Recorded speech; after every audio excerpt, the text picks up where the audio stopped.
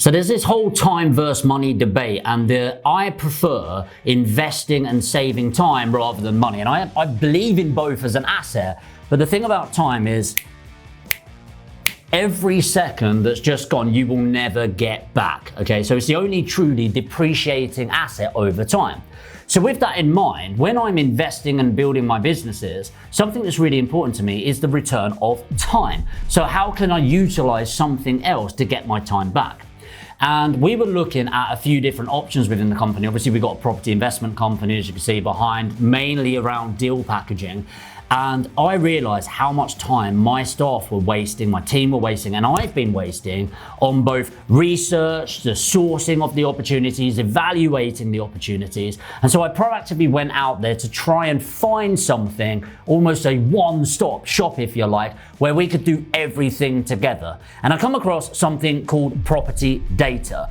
And this is something that I've been looking into for a while, and it kind of shocked me how much was all in one place. And what I thought I'd do is a property or a review of property data for you guys so you can get an accurate idea of what it does, what it doesn't do, and my personal opinion as an active investor of an overall grade, if you like. Now, for full transparency, when I started doing this, I reached out to property data, told them I'm going to do this review, and asked if they wanted to be involved in some way. So they've kindly agreed to sponsor this video, and they are the sponsor of this entire video, if you like.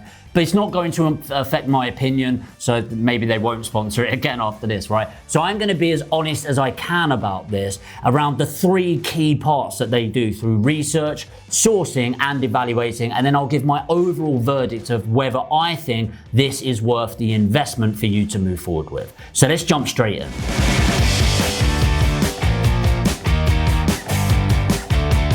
So the way that I thought I'd go about this is breaking it down into those 3 parts. As I said, research, sourcing, and evaluation. I'll go through some of the price plans with it as well. And then I'm going to give it an overall scorecard, both overall based on what I think it could achieve, but also as a comparison metric against what's out there.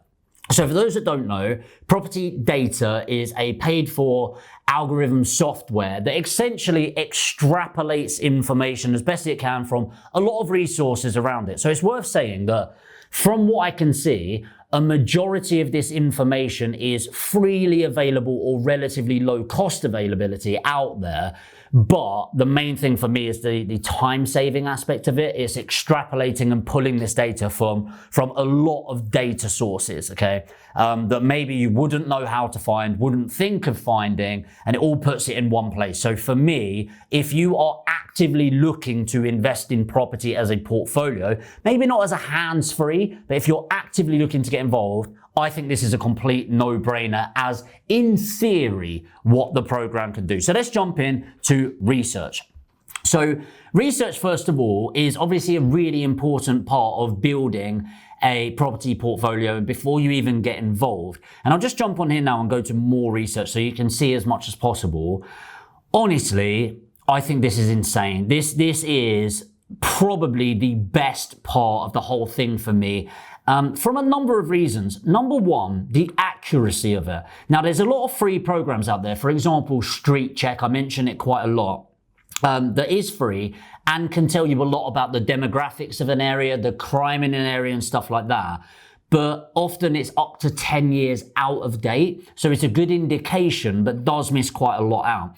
Whereas I'll just take you through the overall picture of property data. So you've got local data, postcode data, yield hotspots, growth zones, newsrooms, chart libraries, construction costs, browser extension, council tax index, with more and more coming over time.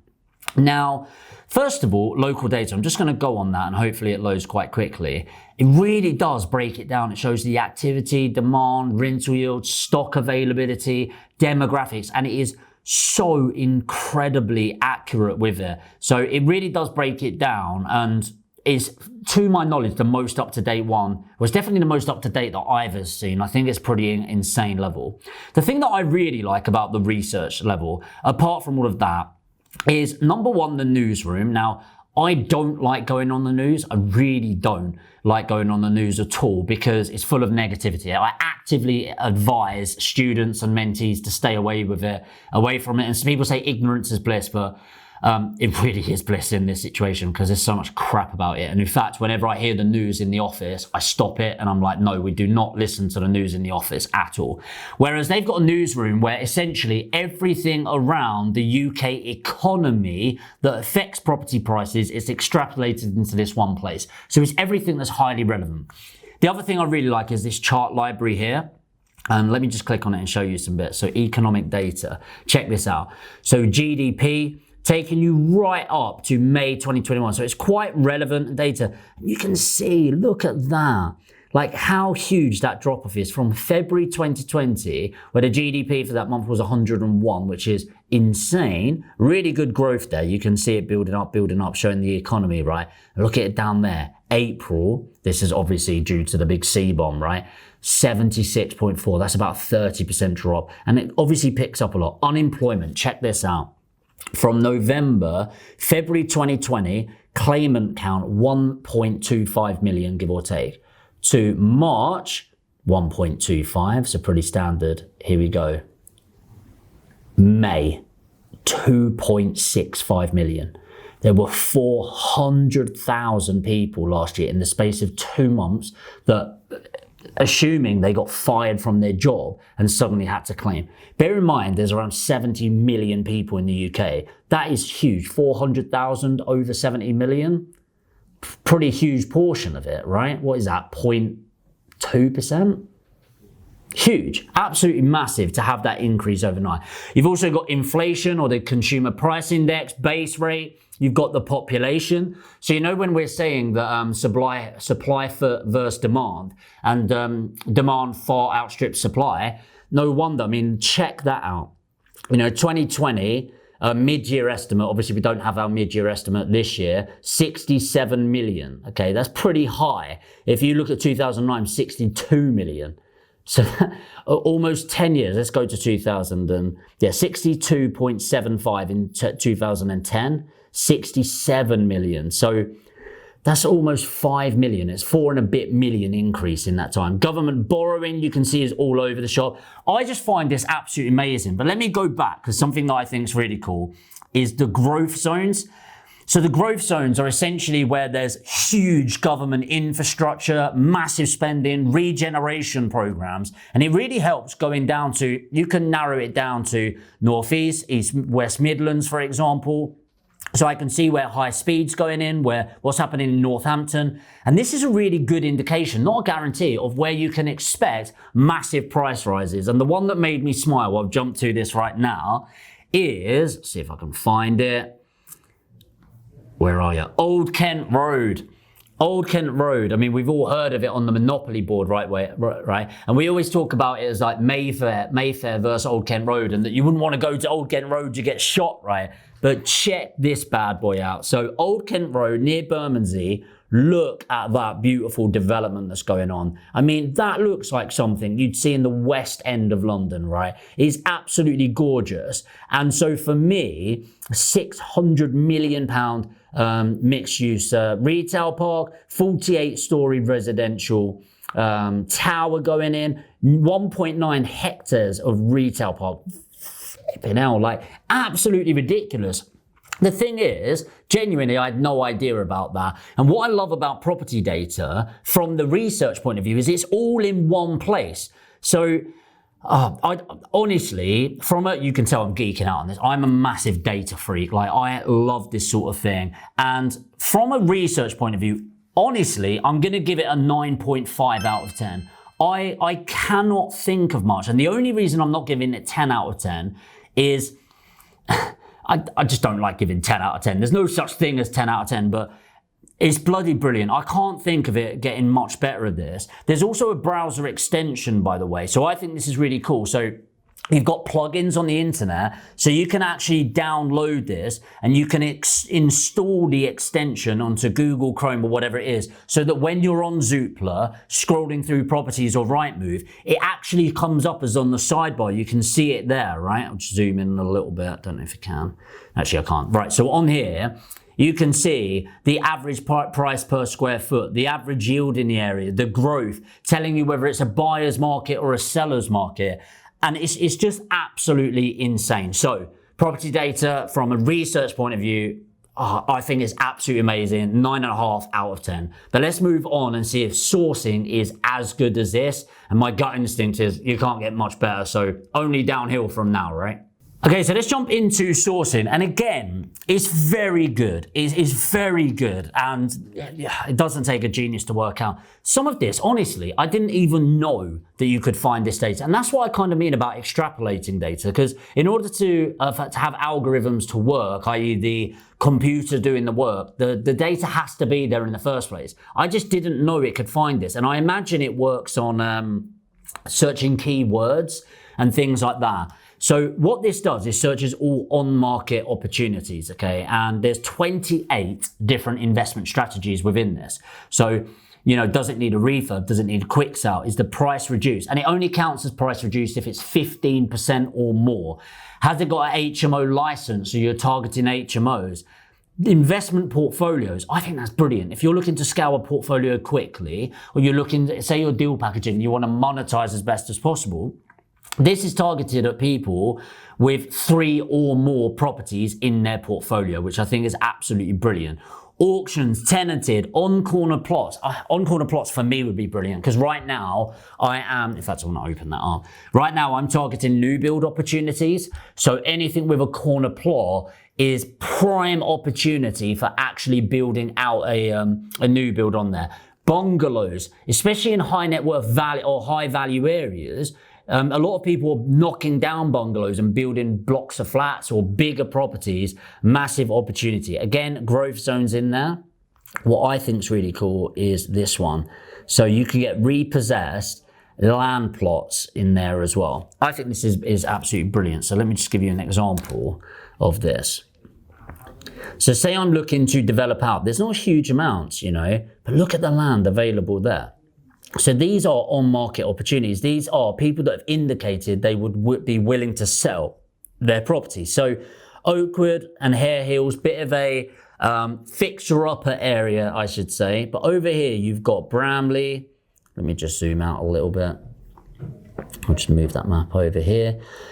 Pudsey, and then the northeast side of Bradford, some really great opportunities. Horsforth in Leeds is a very affluent area, so I'd definitely be checking that out.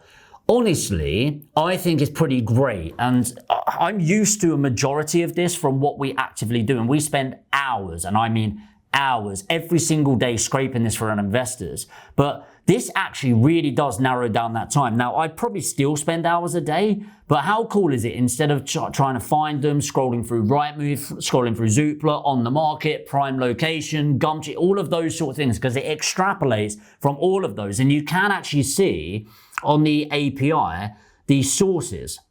So for example, On the Market property, Rightmove, On the Market, spare room, transactions, it searches land reg, Ministry of Housing, plot maps, look, Ordnance Survey, Ofcom, Transport for London, Environment Agency, Trainline, Right Coverage, Natural England, national and local data, Bank of England, Ofsted, IC, Turner and Townsend, Halifax, Police.uk, food agencies, HM Revenue and Customs, the Electoral Commission. So I think that is just absolutely insane. And what that shows me is in order to have this power in the palm of my hand, I would have to extrapolate data from all of those sources. Or of course, just use property data, right? Now, I'll be completely honest, for the on-market side of things, I think this is absolutely insane. I've never seen this level of detail before, and I'll be completely honest, some of this targeting I've never seen before in my life. So I didn't know you could target short leases, for example. Chain free, I knew you could do, but it's difficult. Georgian property, which is really big, by the way, for flat, when you split into flats and stuff like that. I think it's absolutely insane. My drawback, I would say, is 2 levels. So first of all, something that Nimbus Maps does that I don't think this does as well is the map function. So on Nimbus Map, you can search scroll through and you can click on it. And if it's on land reg, you can click and get the land reg documents to find out the name and the contact details of the person that lives in the property. And if the person that owns it doesn't live in the property, it will give you the address of where that person lives. Pretty cool, right? And I think this should be able to do it. I mean, it said on sources there, Let me just double check. Yeah, it's got land registry, but from what I can see, you can't do that. So I'm going to look into that more to see if you can, but if it doesn't, I think that would be a massive opportunity. The next thing that I really think would take property data to another level is being able to get off-market opportunities. We might go, well, how can you get off-market opportunities? Well, you can't get off-market in terms of people indicating that they want to sell, but the information is there under the Freedom of Information Act. So you should be not only getting HMO licensed properties, but you should be able to get access to every HMO list in every area. It's a right to have that information. And so you should be able to get that. Empty homes lists as well are readily available from local councils. I think they should be able to extrapolate that. Maybe it's more complex. I don't know how it works back end on that, but I think that would be massive. Absolutely huge. Imagine you could get empty homes lists. You could get lists of all HMOs that are licensed in your area and other opportunities based on search terms in that. And I feel that they're missing a trick. And for me, if I were advising property data, and if you're watching this and you're from property data, I don't see why you couldn't do that and take it to the next level. So I'm going to give this an 8 out of 10 for sourcing. I still think it's insane, by the way, and maybe I'm a pretty harsh grader, I don't know, but I think it is bloody brilliant. I just think it's missing a trick. I really do. So I'm going to give that a solid 8 out of 10, but probably higher, I would say, when it's comparing to others. But I'll go through that in a bit. So let's move on to the evaluation. And I'm going to be completely honest, I think this is where property data is letting the team down. So this is the evaluation part on here. Now, when I said it's let us down, I've just been reminded that property data are our sponsors, but hey, I said I was going to give a proper review to this. So it's hard because when it comes to evaluation, you have to bear in mind, this isn't an individual sat behind a screen analyzing everything. So there's a lot of generalizations. The problem with this is when you're generalizing quite a lot, it extrapolates a lot of data. So valuation tools, for example, I actually think property data's valuation tools are very good. I think a lot of it comes from the land reg analysis, which is cool. The problem really comes in, let me give an example here, LS10 1PT, I think. Flat, 2000 onwards, I think it's like 800 square foot.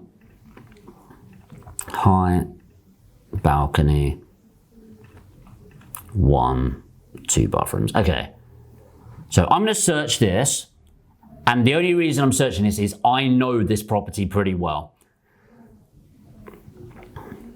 Just give it a second, see what it comes up with. Now, the problem with all of these automations, here we go.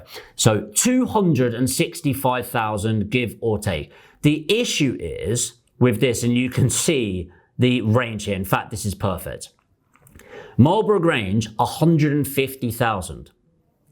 And another one that they're taking account of within this average valuation, 1.25 million. I know for a fact these areas, I would pick up a 3-bed, 2-bath property, 800 square foot in this location for about 185,000 right now. Okay, they are giving a sale valuation of 265. The rent's actually pretty spot on, maybe a bit less. But why is it 265? Well, because blocks of flats, especially with newer blocks, they're massively whacked out by the penthouses, right? Because a penthouse in this building would be about 500,000. But the average flat a few steps down or a few levels down, less than 200,000.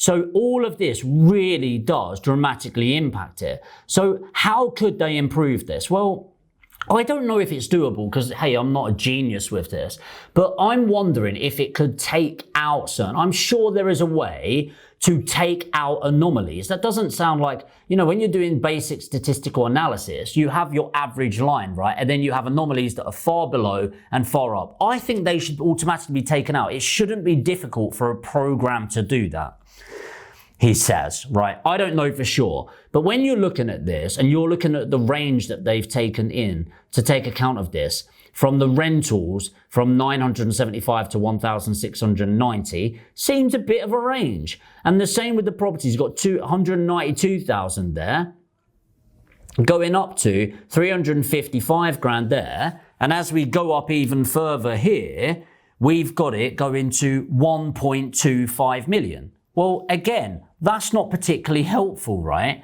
So it's not really breaking it down in the way that I would want it. Again, if we jump over here, another really common one is the development calculators. Okay, development calculator here. Here we go. Let's go LS17, 7NF. I know the property very well. Purchase price about 310,000. See, have a look at this. Let's just say, I don't know, it's 1,000. Not doing any major development on it. I'm going to refurb the property. Okay, I'm not going to demolish it. I'm just going to refurbish it. This is in Leeds, by the way. A house, medium standard. Let's calculate what they think the refurbishment cost is going to be. Here we go. £94,000. Really property data. You think refurbishing a property that I know is a 3-bed semi-detached property, which it didn't take account of. I'll go back in a second and just double check that. They've put architect fees in there. It's a refurb to 10 grand. Legals, 5 grand. Now, obviously, this is taking account of purchasing, which is cool.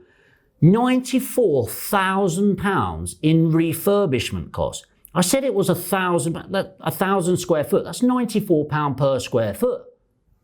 It's like, that is bloody ridiculous. Absolutely, honestly, if it came to half of that, I would be shocked for a normal refurbishment. So the thing is, it's really hard because it will be pricing it off of new build data. Okay, so you've got something called the House Builder's Guide or the House Builder's Bible as well, which a lot of this will be in. They've put 4% contingency, so 17 grand. They've put a finance cost at 4%, yeah. And the end valuation is £312 per square foot. I don't think that's crazy. I think that's reasonable. So obviously you wouldn't purchase on it. Let me just go back just to make sure that they're not putting anything in. Yeah, okay. I think this is their big problem. So I know in this area, LS17, it's a very high value area. It's one of the wealthiest areas in Leeds. The problem with that is you've got 6-bed, massive properties there, like really high end. We're talking multi-million pounds. You've also got properties in LS17 just down the road where you can buy a house for a couple of 100,000. Okay, it's going to be your lower end house. But then your semi-decent properties, your semi-detached properties, you're talking 350k, something like that for those properties. I don't know how you would improve this because, again, you're trying to generalize data that shouldn't be generalized. A refurbishment changes dramatically area to area and property to property. But I do feel it should have more breakdown than property type, house, or block of flats. Like, you know, like maybe for more experienced developers, you may break it down, but I just feel it could be a lot better. What I do think is very good on here is you've got some build cost calculator, which I think is a lot more reasonable. And you can see here the unit type broken down in a lot more detail. So premium house, standard house, economy house. And I really like that way of doing it, you know, so you're doing a bit better. So, I mean, let's see what comes out on this. Let's say you're doing a standard house and you've got, I don't know, 1,000 square foot again. Let's see what comes up in build costs here. Okay, yeah. So this is build cost, £131 per square foot. It's actually quite reasonable, if I'm honest. That's a lot more reasonable about that. So look, on the evaluation, I think what's really difficult here is how can it get better? And I don't have any answers to that. But I think one thing is it could be narrowed down a lot better. I don't know how long that would take. And maybe they are doing this in the background, but I feel it could step up another level on this. I really do. With the comparables, I actually think they're pretty good. Development calculators and more calculators, it lets it down. I personally think there are better ones out there, and I think it could improve dramatically with just a bit of thinking. And honestly, the way I would do this if I owned property data is I would go out to a sample base of a few thousand people and I would ask their opinion. I'd target people that are buying more than 5 properties on a yearly basis. I'd get information. How do they price up? How do they do it? And I'd extrapolate from that. I feel they've looked at a book or two on how to price up, and they've taken extrapolation from that. The problem with that is those are taking account of people getting it priced up and getting a mains contractor and things like that, which is just not the way most property investors do it. I think the way they've done this is probably accurate if you're doing it on your own home. Okay, so the average person that owns their own house that's doing a refurbishment, maybe these figures are a bit higher, but they are paying way over the odds in comparison. You know, you go to Howden's, for example, and you get 2 invoices, one for the builder on what they actually pay, you get another invoice, thousands more to show your client, which I think should be illegal, but there you go. I don't think it's very transparent. So that lets it down. I think the EPCs and internal area is exceptional. Council is very accurate. And I really like this part, by the way, Mortgage Finder. Let me just show you this, because this is where it really brings it back up. You can actually view some mortgages here, and you can see here, look, all of these lenders, loan to values, rates, payments, interim term, the fees, and I think this is absolutely brilliant, and you could edit the inputs based on what you want. This honestly is what makes this part of it. So check it out yourself. I think when you're doing it in isolation, this is where it lets it down for me. I'd still give it a 6.5 out of 10. By the way, so if we look at those 3 parts where you're researching, sourcing, and evaluating, I think it's pretty exceptional overall. So I gave it 9.5, 8, and a 6.5. And if we added those up and averaged it out, that's an 8 out of 10 overall. I think genuinely, looking in isolation based on what I think would improve and how I would improve it, I don't mean the techie side, but my input to this is, I'd give it a solid 8 out of 10 in isolation. I think when I'm doing a comparison metric to what's available out there, it blows the rest out of the water. And my honest verdict is, if you're buying one every now and then, 1 or 2 a year, maybe just do the research yourself, and maybe you don't need this. But if you are a deal packager, a property trader, or aggressively looking to build your portfolio, I think you'd be an idiot not using it. I really do. Even just playing around with it today Alex, videographer, has just been sort of goofily giggling at me because I'm geeking out on this stuff, and it's insane.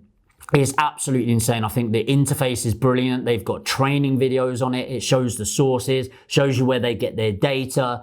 They get really fast response on this, and I think they are aggressively looking to improve this.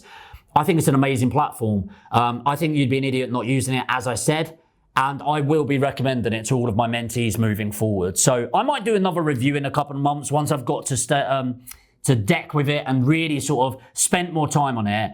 But property data, honestly, I don't know the owners personally. Exceptional job. I think it is bloody brilliant. So as I said, they have sponsored this video, but I've deliberately tried to be as unbiased as possible. I do think it's incredible. I do think there's room for improvement, but hey, we all do. If you are interested in getting this, I'm going to put a link below. Fair play, by the way, it is an affiliate link. I suggest every single one of you that's watching this checks it out. It's got a free trial on there, and really immerse yourself for a couple of weeks in there. And then it costs you, I think the lowest plan is like £14, something like that, £14 a month. And it is money worth spent. If you go through that link, if you end up spending money on it, I'll get a couple of quid every now and then, which helps me out and helps me make more videos like this. But seriously, every single one of you should check this out. I really hope that's been helpful. It's the first ever review I've done of a piece of tech. I've never done one before, but I felt compelled because I think every single person needs to hear about this. I think every single person needs to use this, and I'm going to show this video to every single one of my mentees. Click the link below. Make sure you're putting in your details for it. Check out even the free version. Let me know what you thought of this property review by letting me know what you thought in the comments. Like the video as always, it does help with the YouTube algorithm. And hey, if you're interested in finding out more reviews, I'm quite excited about doing more of these now. Property reviews of all of my portfolio as I'm building it up, and property investment tips and tricks. To make sure you're subscribed to the channel, hit the notification bell, and of course, I will see you in the next video.